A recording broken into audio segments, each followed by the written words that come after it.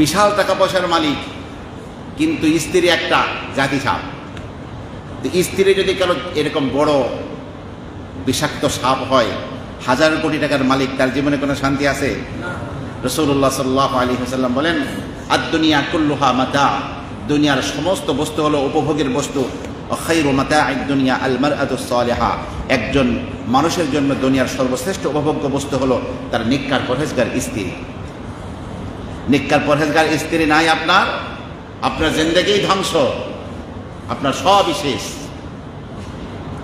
ঠিক তেমনিভাবে একজন নারীর জন্য নেককার পরহেজগার স্বামী।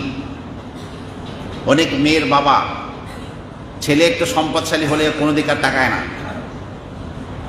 বাস সেখানেই মেয়ে দেওয়ার চেষ্টা করে, অথচ মেয়েটাকে সে কষ্ট করে পড়ালেখা করিয়েছে, যত্নের সাথে মানুষ করেছে, কিন্তু একটা খারাপ ছেলের সাথে দিয়ে মেয়েটার জীবনটাকে জাহান্নামে পরিণত করেছে, খবর নাই তার।